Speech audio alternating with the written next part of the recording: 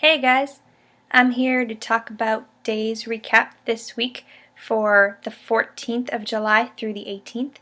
A lot of stuff happened. We are going through another sweeps week, so, big revelations, lots of action. So Thursday, however, we were not able to get our days because of news broadcasting that interrupted, so they pushed everything back a day, so that means that Cliffhanger Friday will now be Monday. This means that Eileen Davidson, playing Kristen DiMera, will not return until the following Monday, instead of next Friday.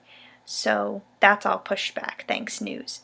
But this week is the aftermath of the awkwardness at the auction with Aiden and Hope slow dancing.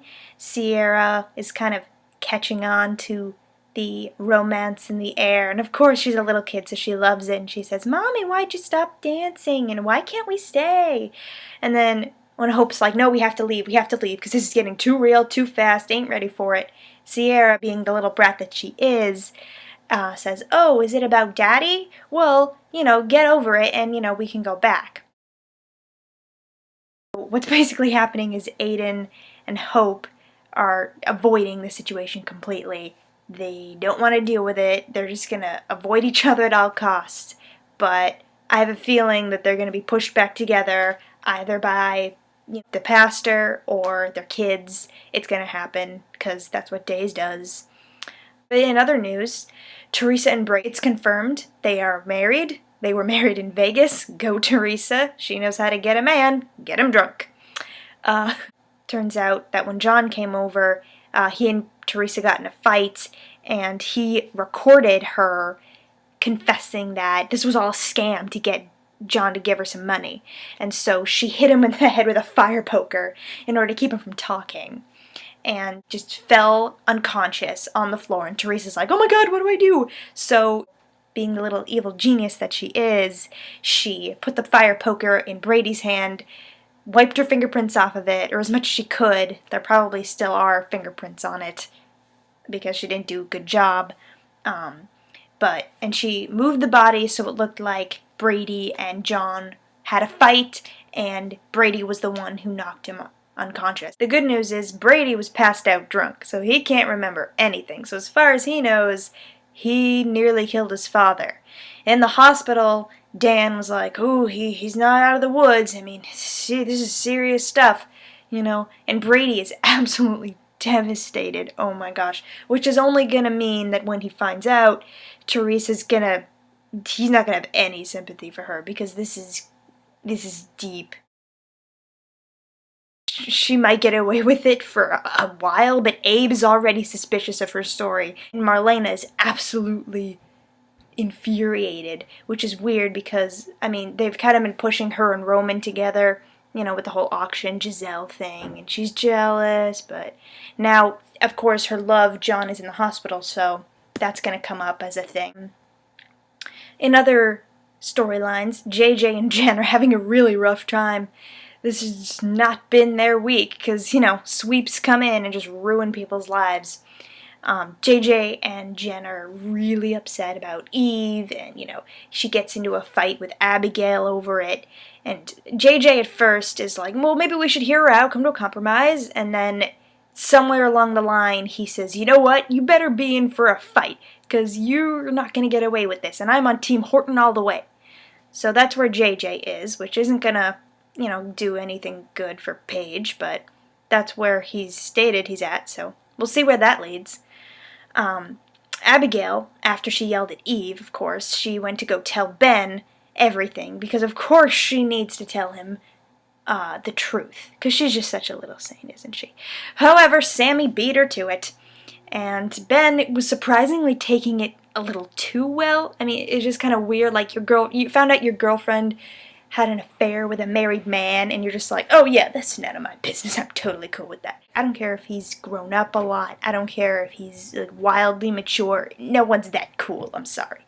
It's got to trip up at some point. Sabine's been running around the town telling everyone who would listen about her affair. So Eric actually tried to calm her down, to no avail, of course. As Sammy Brady said, "Revenge isn't a bitch, it's my pleasure." So Eric starts saying that, she's just using her anger to cover up her grief, and Sammy's like, I'll grieve all you want after I get my revenge.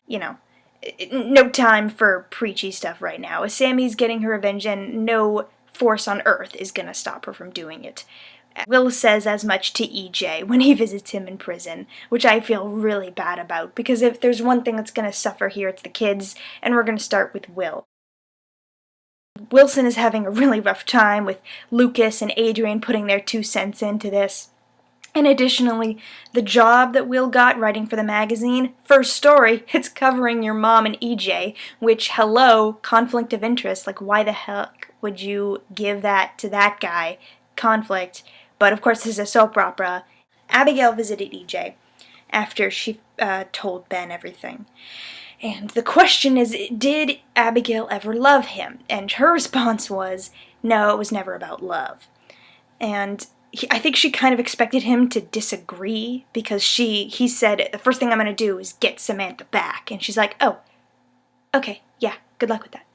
And I was like, were you expecting something different? Like, you seemed a little disappointed there. But back to Ben, who Clyde finds Jordan and just tracks her down and just harassing her and making her uncomfortable. She admits that he took all of her IDs that he found in her apartment, and he wants his family back, he wants his money back. I don't really know what his motive is at this point, but it looks bad for Ollie and Tammy Sue. Speaking of their struggle, Kate revealed her plan to destroy Jordan. She's either gonna make this secret identity thing come out or reveal her affair with Rafe. The last time, not the previous time, because, that ended with Stefano, and this time it's gonna end with Jordan and Rafe breaking up if Kate gets her way. So Kate purposefully had Sammy overhear her talking to Rafe about the time that they were together.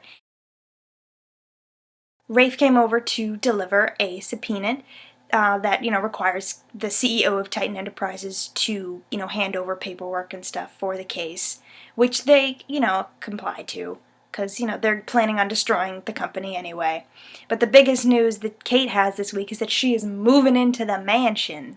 Yeah, it's the same deal with Titan. If you remember, that's how Vivian got into the Kyriakis mansion, is that she took over Titan, because Victor and Stefano both made their mansions the headquarters of their companies. So Kate and Sammy are the co-CEOs, so they're going to be living in the DiMera mansion. Yep, that's pretty much all for me, guys. Hope you enjoyed Days this week. I'm sure I did. We will get our Cliffhanger Friday on Monday. And until next week, bye.